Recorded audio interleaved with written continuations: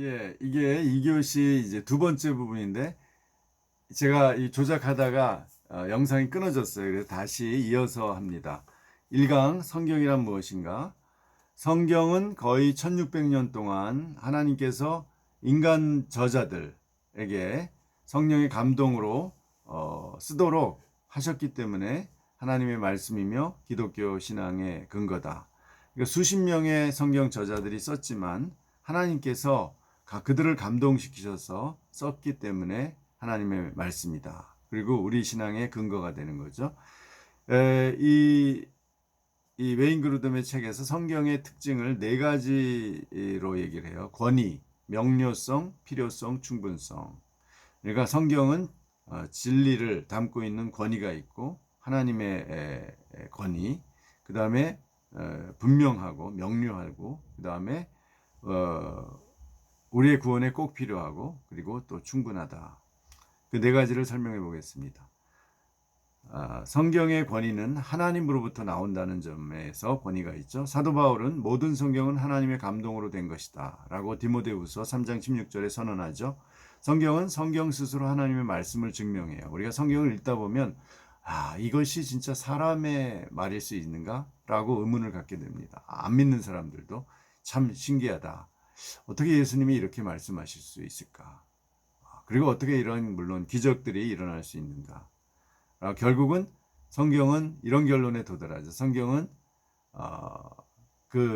완전히 거짓말, 조작된 거짓말이든가 아니면 진짜 하나님의 말씀이든가 둘 중에 하나인데, 조작되었다고 보기에는 너무 뭐라 그럴까, 너무 고상해요. 너무 지혜로워요. 너무 훌륭해요. 그래서 이것을 한 사람의 인간의 머리로 이걸 조작할 수가 없다는 쪽으로 우리가 합리적으로 생각할 때도 결론이 나게 돼 있습니다. 그래서 많은 사람들이요, 무신론자 중에 그 성경을 읽다가 기독교를 비판하기 위해 성경을 읽다가 기독교인이 된 사람이 꽤 있습니다. 뭐 대표적으로 보면 벤허를 쓴 윌리스라는 사람이 있고, 그 다음에 C.S. 루이스도 무신론자였다가 성경을 읽으면서 다시 기독교인이 되었죠. 성경은 그래서 사실 이제 아브라함의 시대가 BC 2000년경인데요. 모세의 시대가 1500년이고요, BC. 그러면 지금부터 3500년 전에 모세 때 처음으로 글로 쓰여지게 됐죠. 그럼 3500년 전부터 쓰여지게 되었는데 변함이 없어요, 지금까지. 그래서 AD 1세기까지 쓰여졌죠.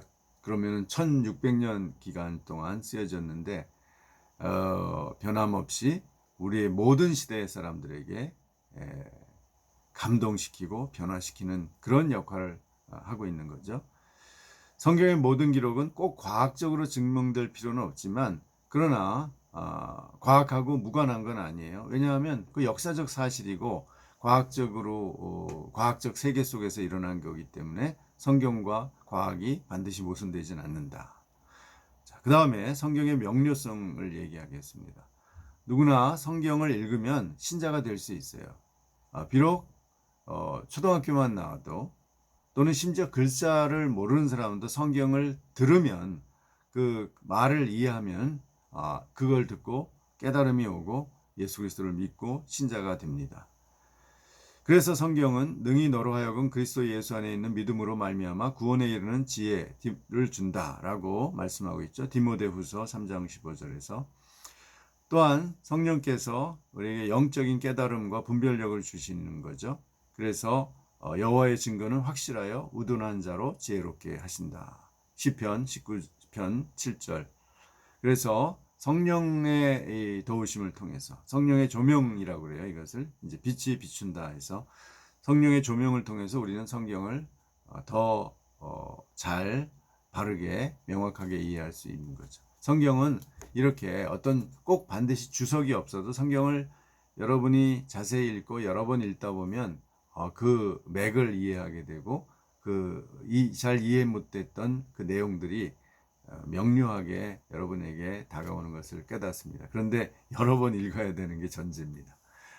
그래서 여러분이 우리 김병국 교수님은 신대원 오기 전에 성경을 최소 3번을 통독을 하고 와야 된다. 이렇게 가르칩니다.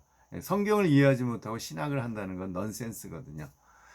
자, 그 다음에 세 번째 성경의 필요성입니다. 성경은 하나님을 인격적으로 알고 우리가 어떻게 죄를 용서받으며 하나님의 자녀로서 어떻게 살아야 할지를 아는데 성경은 여기 반드시 필요하다. 꼭 필요하다. 이것이 성경의 필요성입니다. 따라서 신자는 떡으로만 살 것이 아니요 하나님의 입으로 나오는 모든 말씀으로 살아야 한다고 마태복음 4장 4절에서 이야기하죠. 그래서 성경을 통해서 우리는 모든 말씀을 깨닫고 행하게 되는 거죠. 그래서 하나님께서는 이 이제 두 가지의 하나님을 드러내시는 계시를 주셨는데요. 하나는 일반 계시, General Revelation. 이것은 자연과 역사를 통해서 모든 사람, 모든 인간에게 하나님에 대해서 알게 해주시는 거예요. 그러나 이것은 이 일반 계시를 통해서는 하나님을 어렴풋이 알 수 있지 정확히 알 수는 없는 거죠. 하나님을 정확히 알려면, 즉 구원을 받으려면 그 구원받은 사람에게 이제 성경이 주어지는데 성경이 진리로 깨닫게 되는 거죠. 이것이 바로 특별 계시입니다. 성경을 진리로서 믿게 되고 그리고 예수 그리스도를 믿고 구원받게 되는 것. 그것이 바로 특별 계시이죠. 그래서 자연 계시와 특별 계시는 항상 함께 일어나는 거죠. 함께 역사하는 거죠. 네 번째로 성경의 충분성인데요. 충분성이라는 것은 하나님께서 성경을 통해서 신자가 구원받고 신앙 가지고 삶을 살아가는데 충분하다는 거예요. 성경이면 충분하다. 꼭 신학을 안 해도 충분한 겁니다. 그래서 물론 신학은 교파마다 조금씩 다르지만 그 공통 분모가 분명히 있는 거죠. 그래서 개신교는 종교개혁의 신학을 핵심을 가지고 있습니다. 솔라 스크립투라, 솔라 그라치아, 오직 은혜, 오직 성경, 솔루스,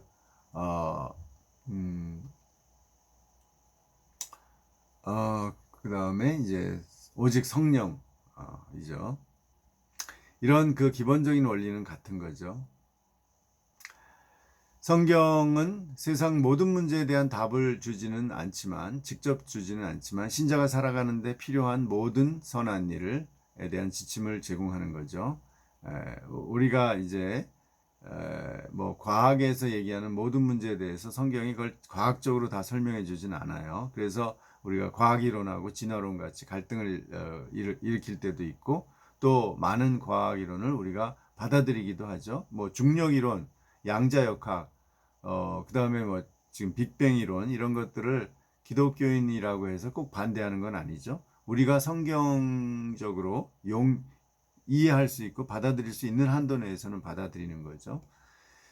자, 그 다음에 그 말은 뭐냐 하면 성경은 일요일에 주일날 몇 시에 예배해야 된다. 그런 답은 주지 않죠. 그러나 주일날 예배해야 된다는 것은 깨닫게 하죠. 그 다음에 어떤 특정한 일을 해야 되는지 안 해야 되는지 모든 걸 다 얘기해 주진 않아요. 뭐 커피를 마셔야 되는지 안 마셔야 되는지, 영화관에 가야 되는지 안 가야 되는지, 우상에게 바쳐진 고기를 먹을 것인지, 그것은 먹어도 되는데 그러나 다른 사람을 넘어지게 하면 조심하라. 이런 이제 가르침을 주지만 이건 반드시 이렇게 해라. 이렇게 안 하는 내용들이 많죠. 이걸 아디아포라라고 해요. 결정되지 않았다. 명백히 규정되지 않았다. 이런 내용들도 많이 있는 거죠. 그래서 그거에 대해서는 우리에게 자유를 주셔서 그건 상황 속에서 우리가 판단해서 하라는 겁니다. 그리고 이제 거기에 대해서 교회가 결정을 해서 우리에게 지침을 주는 거죠. 한국 교회에서 예를 들면 술, 담배를 하지 말라. 이런 지침을 주는 거죠. 뭐 성경에는 담배 같은 건 나오지도 않고요. 뭐 담배를 피워라 안 피워라 나오지 않죠. 그러니까 그것을 우리가 알아서 결정을 해야 되는 거예요. 그래서 담배를 안 피우는 이유는 건강에 나쁘기 때문에 안 피우는 거죠. 그게 중독성이 있는 거죠. 그다음에 술도 같은 겁니다. 성경에는 술을 마시는 것을 당연히 얘기를 하고 있어요. 뭐 구약이나 신약이나. 그러나 술의 문제에 대해서도 술에 중독이 되거나 술에 임박히거나 술 취할 때 문제에 대해서도 분명히 얘기하고 있고 구약에도 공직자들이 왕이나 제사장들이 술을 너무 즐길 때 생기는 문제, 절대로 공직에서 술을 마시지 말라, 이런 그 강력한 또 가르침들이 있죠. 이것을 이제 종합해서 우리가 해석해서 봐야 되는데, 그런데 한국 교회는 거기에 대해서 지침을 준 거죠. 술, 담배는 우리는 안 한다. 그러니까 그 지침 하에서 우리가 살아가는 거죠. 그러나 이것은 원래는 아디아포라, 명확하게 규정되어 있지 않는 겁니다. 우리의 자유 안에서 우리가 신앙생활을 하는데 그것이 해를 끼치지 않는 한 우리 자유롭게 선택할 수 있는 문제들이 꽤 많이 있습니다. 자, 그 다음에 마지막으로 더 나아가 신학적으로 논란이 되는 문제, 교회제도, 성만찬, 천년왕국들 이런 데에 대해서는 교파마다 입장이 좀 다르죠. 여기에 대해서는 공존하는 거죠. 다양한 해석이. 이런 차이들은 우리가 상호 우리가 하나를 택해야 하지만 그러나 다른 해석들도 존중을 하는 거죠. 이런 어떤 성경을 해석하는 차이에서 나왔는데 우리가 겸손하고 신중한 태도를 가지고 우리 교파에서 주장하는 입장을 주장을 할 수밖에 없죠. 그러나 상대방의 입장 해석들도 우리가 신중하게 들어보고 그런 차이가 있구나. 그러나 그것이 근본적으로 어떤 성경의 그 뜻을 과 다르지 않다면 그렇게 해석하는 길도 있다. 이런 다양성에 대해서 인정을 하면 되는 거죠. 예, 여기까지가 이제 성경의 네 가지 특징, 성경의 권위와 명료성과 필요성과 충분성에 대해서 이야기를 했습니다. 예, 마무리하겠습니다.